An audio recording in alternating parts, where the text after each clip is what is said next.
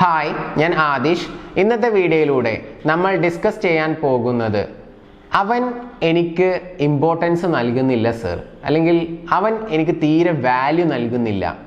ഞാൻ അവൻ്റെ പുറകെ ഒരുപാട് സ്നേഹത്തിന് വേണ്ടി യാചിച്ച് നടന്നു. എന്നെ ഒന്ന് സ്നേഹിക്കുക, എന്നെ ഒന്ന് കെയർ ചെയ്യുക, എന്താണ് നിങ്ങൾ എന്നെ ശ്രദ്ധിക്കാത്തത്, ഇങ്ങനെയൊക്കെ ചോദിച്ചു നോക്കി. പക്ഷെ ഒരു മാറ്റവുമില്ല. പുള്ളി എന്നെ തീരെ കെയർ ചെയ്യുന്നില്ല. അതൊരു പക്ഷേ നിങ്ങൾ സ്നേഹിക്കുന്ന വ്യക്തിയാവാം, അല്ലെങ്കിൽ നിങ്ങളുടെ പാർട്ട്ണർ ആവാം. ഇത്തരം ഒരു സാഹചര്യത്തിൽ ആ വ്യക്തി നിങ്ങളെ കൂടുതൽ കെയർ ചെയ്യുന്നതിനും ഇമ്പോർട്ടൻസ് നൽകുന്നതിനും വേണ്ടിയിട്ട് ഞാൻ എന്താണ് ചെയ്യേണ്ടത്? പലരും ചോദിക്കുന്ന ഒരു കാര്യമാണ്. ഇതിനുള്ള ഒരു ആൻസറാണ് ഇന്നത്തെ വീഡിയോയിലൂടെ നമ്മൾ ഡിസ്കസ് ചെയ്യുന്നത്. എല്ലാവർക്കും എൻ്റെ പുതിയ വീഡിയോയിലോട്ട് സ്വാഗതം. എന്തുകൊണ്ടായിരിക്കാം അവർ നിങ്ങൾക്ക് ഇമ്പോർട്ടൻസ് നൽകാത്തത്? മേ ബി ചിലപ്പോൾ അവരുടെ ലൈഫിൽ നിങ്ങളെക്കാൾ കൂടുതൽ ഇമ്പോർട്ടൻസ് കൊടുക്കുന്ന എന്തെങ്കിലും കാര്യം ഉണ്ടായിരിക്കാം. ചിലപ്പോൾ മേ ബി അവർ ലൈഫിൽ സെറ്റിൽഡ് ആയിട്ടുണ്ടായിരിക്കത്തില്ല. അപ്പോൾ ലൈഫ് ഒന്ന് സെറ്റിൽഡ് ആവാൻ വേണ്ടിയിട്ട് കടന്ന് കഷ്ടപ്പെടുകയായിരിക്കും. പഠന വിഷയങ്ങളിൽ അല്ലെങ്കിൽ ജോബുമായി ബന്ധപ്പെട്ടിട്ട് ഇങ്ങനെ ഭയങ്കര ബിസി ആയിട്ട് നടക്കുന്നത് കൊണ്ടായിരിക്കാം മേ ബി ചിലപ്പോൾ നിങ്ങൾക്ക് കൂടുതൽ അറ്റൻഷൻ തരാൻ കഴിയാത്തതും അതുപോലെ വാല്യൂ തരാൻ കഴിയാത്തതും ഒക്കെ. അതുപോലെ തന്നെ ചില ആളുകളെ സംബന്ധിച്ചിടത്തോളം വലിയ സ്വപ്നങ്ങളുടെ പുറകെയായിരിക്കും. ബിസിനസ് ചെയ്യണം, എന്തെങ്കിലും ഒരു ബിസിനസ് സ്റ്റാർട്ട് ചെയ്യണം എന്നൊക്കെ ആഗ്രഹവുമായി മുന്നോട്ട് പോകുന്ന ആളുകൾ ഉണ്ടായിരിക്കും. അപ്പോൾ ചിലപ്പോൾ അതുകൊണ്ടായിരിക്കാം, ചിലപ്പോൾ നിങ്ങളോട് സ്നേഹക്കുറവ് കൊണ്ടോ ഒന്നും ആയിരിക്കത്തില്ല. അതുപോലെ തന്നെ ഇനി മറ്റൊരു റീസൺ പറയുകയാണെങ്കിൽ ചിലപ്പോൾ നിങ്ങളുടെ ഭാഗത്ത് നിന്നുള്ള എന്തെങ്കിലും ഒരു ഇഷ്യൂ ആയിരിക്കാം, അഥവാ നിങ്ങളുടെ സ്വഭാവം ഇഷ്ടപ്പെടാത്തതായിരിക്കാം. ഉദാഹരണമായിട്ട് പറയുകയാണെങ്കിൽ നിങ്ങളുടെ അടുത്ത് അവരെപ്പോൾ വരുന്ന സമയത്ത് നിങ്ങൾ ഒരുപാട് പരാതികൾ പറയുന്നതായിരിക്കാം. ഇതൊന്നും പുരുഷന്മാർക്ക് ചിലപ്പോൾ ഇഷ്ടപ്പെട്ടു എന്ന് വരത്തില്ല. ചിലപ്പോൾ ആ ഒരു ചെറിയ റീസന്റെ ഭാഗമായിട്ടായിരിക്കാം നിങ്ങൾക്ക് കൂടുതൽ ഇമ്പോർട്ടൻസ് നൽകാത്തതും നിങ്ങളെ കൂടുതൽ കെയർ ചെയ്യാത്തതും ഒക്കെ. അപ്പോൾ അങ്ങനെ വല്ല പ്രശ്നങ്ങളും ഉണ്ടോ ഇല്ലയോ എന്നുള്ളത് നോക്കുന്നത് വളരെയധികം നല്ലതാണ്. അപ്പോൾ ഞാൻ പറഞ്ഞു വന്നത് നിങ്ങളുടെ ഭാഗത്ത് എന്തെങ്കിലും ബിഹേവിയറിൽ മിസ്റ്റേക്കുകളോ കാര്യങ്ങളോ ഒക്കെ ഉണ്ടോ എന്നുള്ളത് പരിശോധിക്കുക. ഇനി അതല്ല എന്നുണ്ടെങ്കിൽ നിങ്ങളെക്കാൾ കൂടുതൽ സ്നേഹിക്കുന്ന കെയർ ചെയ്യുന്ന ഒരു വ്യക്തി ആ വ്യക്തിയുടെ ജീവിതത്തിൽ ഉണ്ടായിരിക്കും എന്നുള്ളതാണ്. അത് ഒരു പക്ഷേ ഈ വ്യക്തി അങ്ങോട്ട് കണ്ടുപിടിച്ചതാവാം, അല്ലെങ്കിൽ ആ ഒരു വ്യക്തി ഇയാളെ തേടി വന്നതായിരിക്കാം, ഇയാളുമായിട്ട് സംസാരിച്ച് ഇടപഴകി അങ്ങനെ ഇഷ്ടത്തിലായതായിരിക്കാം. അപ്പോൾ മറ്റൊരു വ്യക്തിയുടെ അടുത്ത് നിന്നും കൂടുതൽ സ്നേഹവും കെയറും കിട്ടുന്നതുകൊണ്ടായിരിക്കാം നിങ്ങളോട് അത് കുറയുന്നത്. അപ്പോൾ ഇങ്ങനെ പല രീതിയിലുള്ള റീസൺസ് ആയിരിക്കാം. എന്ത് റീസൺ ആണെങ്കിലും നിങ്ങൾ ഇവിടെ എന്താണ് ചെയ്യേണ്ടത്? ഞാൻ നേരത്തെ സൂചിപ്പിച്ചു, പല ആളുകളും ബെഗ് ചെയ്യാണ് ചെയ്യുക.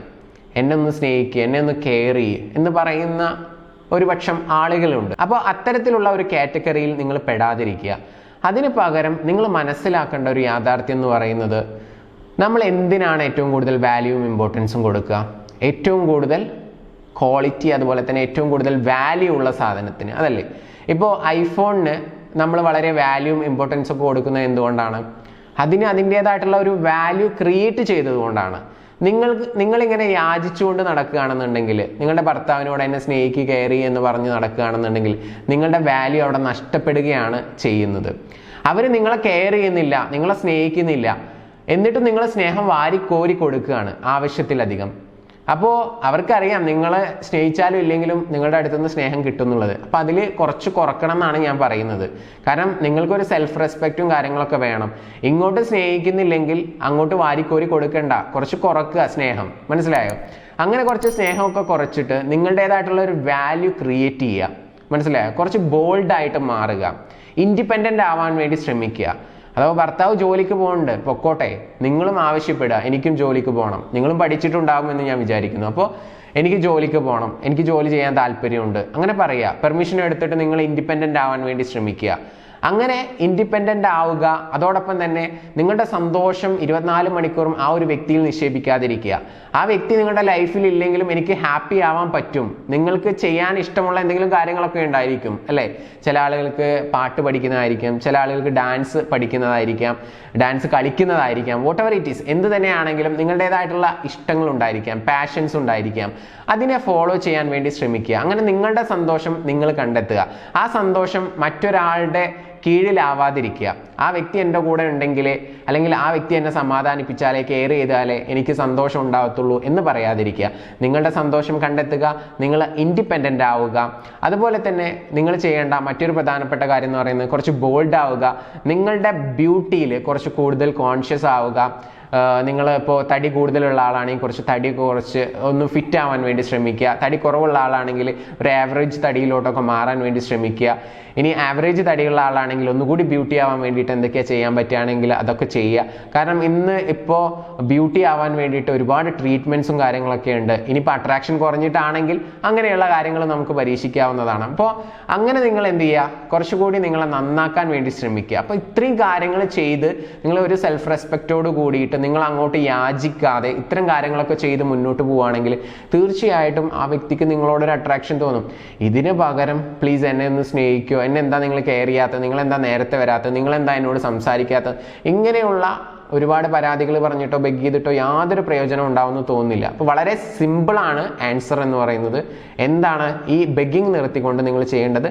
ഫസ്റ്റ് വൺ, ഇൻഡിപെൻഡൻ്റ് ആവാൻ വേണ്ടി ശ്രമിക്കുക. നിങ്ങളുടെ സന്തോഷം നിങ്ങൾ കണ്ടെത്തുക. നിങ്ങളുടെ പാഷനെ നിങ്ങൾ എന്ത് ചെയ്യുക, ഫോളോ ചെയ്യുക.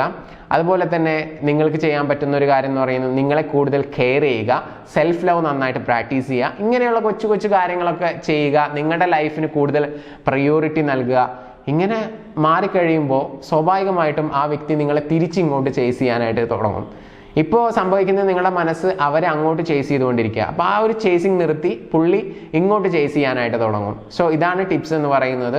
ഇത് കൂടാതെ ധാരാളം ടെക്നിക്കുകളും ട്രിക്സുകളും ഒക്കെ ഉണ്ട്. ഒരുപാട് ലോ ഓഫ് അട്രാക്ഷൻ മെത്തേഡുകളൊക്കെ ഉണ്ട്. അതിനെക്കുറിച്ച് കൂടുതൽ പഠിക്കാനും അറിയാനും ഒക്കെ നിങ്ങൾ ആഗ്രഹിക്കുന്നുണ്ടെങ്കിൽ മുകളിൽ കാണുന്ന നമ്പറിൽ നിങ്ങൾക്ക് വിളിക്കാവുന്നതാണ്.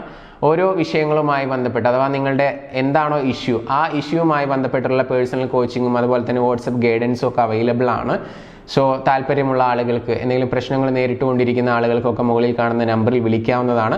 നിങ്ങളുടെ പ്രശ്നങ്ങൾ ഷെയർ ചെയ്യുക, അതിനുള്ള സൊല്യൂഷൻസ് വാങ്ങുക, നിങ്ങൾ അതൊക്കെ പരിശീലിക്കുക. തീർച്ചയായിട്ടും നിങ്ങൾ ആഗ്രഹിക്കുന്ന ഒരു റിസൾട്ട് നിങ്ങളുടെ ലൈഫിൽ കിട്ടും. നിങ്ങൾ ആഗ്രഹിക്കുന്ന വ്യക്തിയുമായിട്ട് വളരെ സന്തോഷത്തോടു കൂടി കുടുംബജീവിതം നയിക്കാൻ നിങ്ങൾക്ക് സാധിക്കട്ടെ എന്ന് ആശംസിച്ചുകൊണ്ട് പ്രാർത്ഥിച്ചുകൊണ്ട് ഇന്നത്തെ വീഡിയോ ഞാനിവിടെ അവസാനിപ്പിക്കുകയാണ്. Anyway thank you, namaste.